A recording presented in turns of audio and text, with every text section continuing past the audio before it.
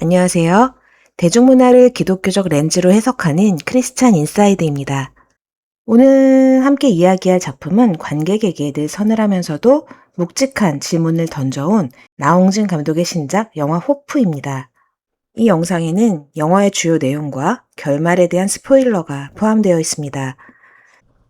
나홍진 감독의 작품 세계를 아시는 분이라면 2016년에 개봉한 영화 곡성을 떠올리실 겁니다. 곡성은 수많은 의심과 현혹 속에서 우리가 무엇을 믿어야 하는가를 물었던 영화였습니다.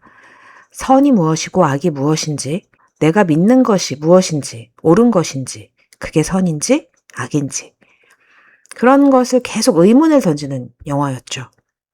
그래서 개봉 첫날부터 가서 보고 그 영화에 대해서 진중하게 생각해보고 또 분석을 좀 해봤어요. 그 부분을 오늘 여러분들과 함께 나누어 보려고 합니다.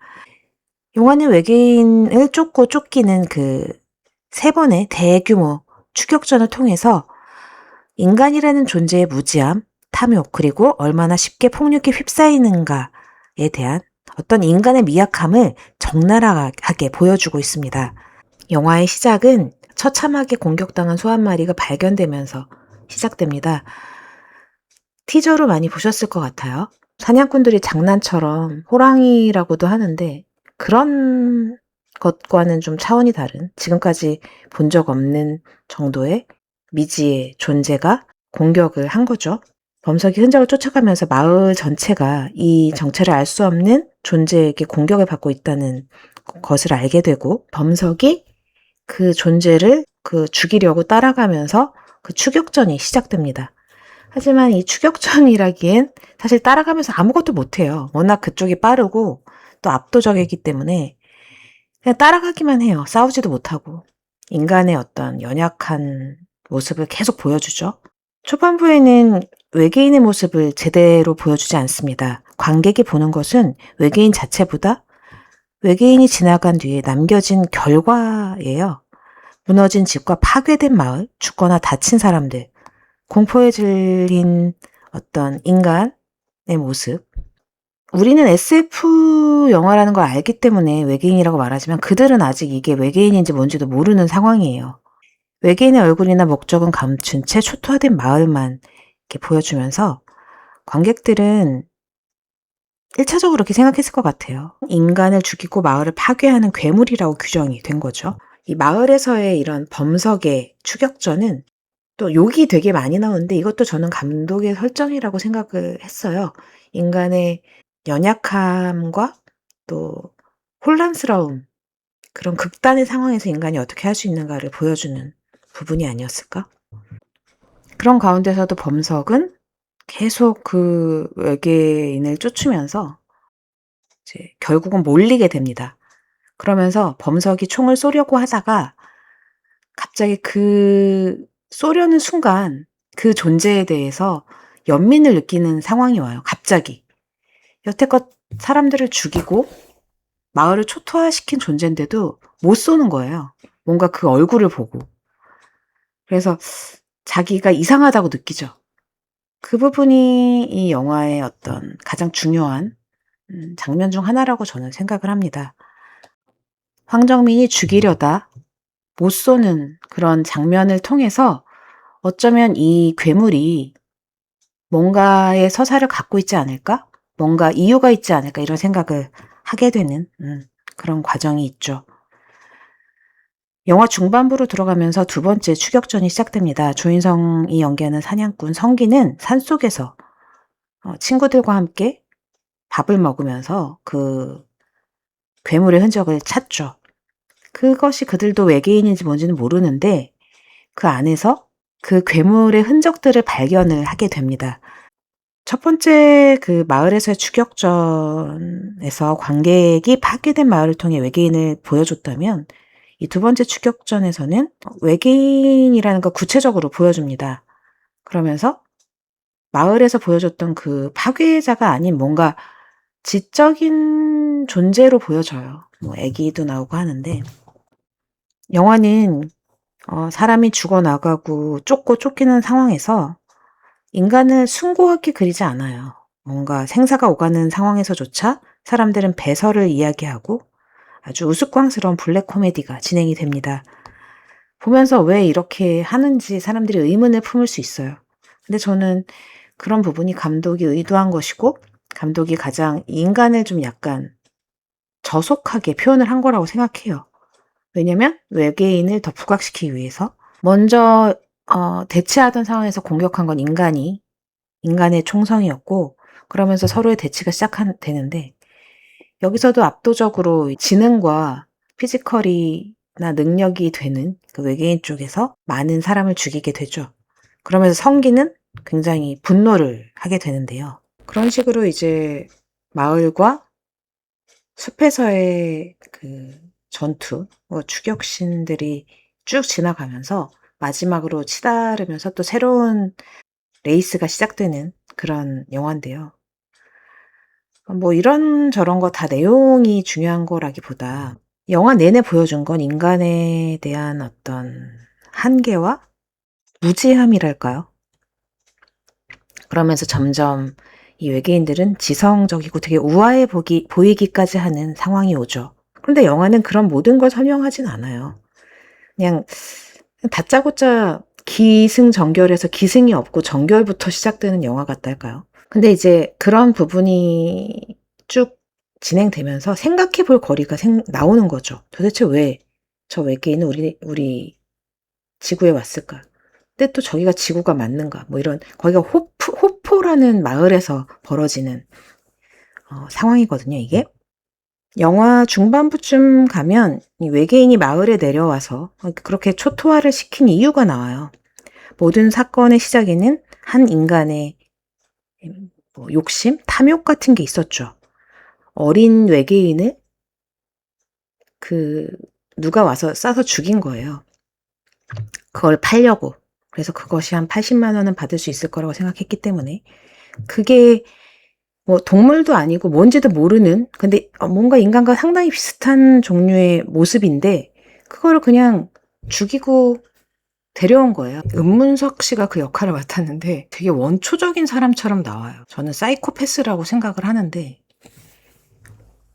그러면서도 뭔가 순박해 보이는 부분도 있고 어떤 면에서 보면 또 섬뜩한 부분이 있고, 저는 이런 내용이 인간의 가장 어두운 부분을 보여주는 부분이 아니었을까. 이 양배라는 인물의 모습이. 사실 이 외계인은 굉장히 중요한 인물이었어요. 그 외계 종족의 그 조르라고 왕비 같은 느낌인데 그 조르의 아들이었던 거죠. 양배의 행동이 이 모든 걸 촉발했고 마을이 초토화를 촉발했고 외계인들은 그 아이를 찾기 위해서 이 엄청난 전투를 치르고 있는 것입니다. 근데 이걸 보면서 이제 제가 기독교적인 리뷰라고 했잖아요. 그래서 기독교적으로 해석할 거리가 있는지 그런 부분이 있는지 좀 찾아봤어요. 그렇게 쓴 리뷰들도 꽤 있더라고요. 그런데 저는 그 감독의 모든 그 영화의 설정이 다 그렇게 기독교적이라고 생각하지는 않아요. 영화는 외계인의 말과 행동을 인간보다 더 고귀하고 초월적인 존재처럼 보이게 만든 것 같아요.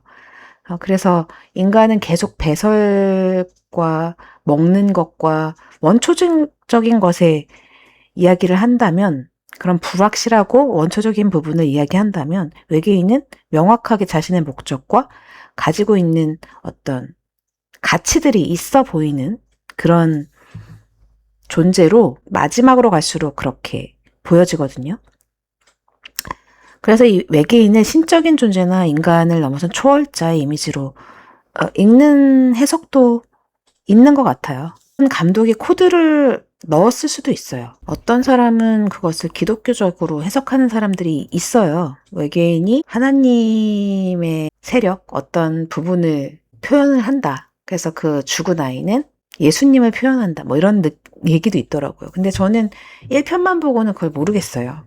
1편만 보고는 그렇다고 해석하는 건 좀 무리가 있고, 그렇지만 보면서 이 호프라는 제목이 호포에서 일어나는 일이기도 하지만 결국 이 호프는 희망이잖아요. 그게 인간의 희망은 아니라는 거예요.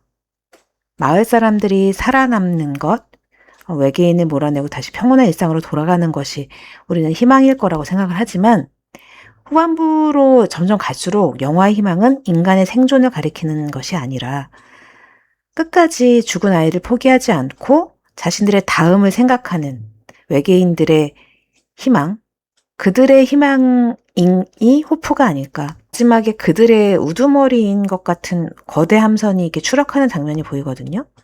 그럼에도 그들은 죽은 아이를 살려야겠다는 다짐을 합니다.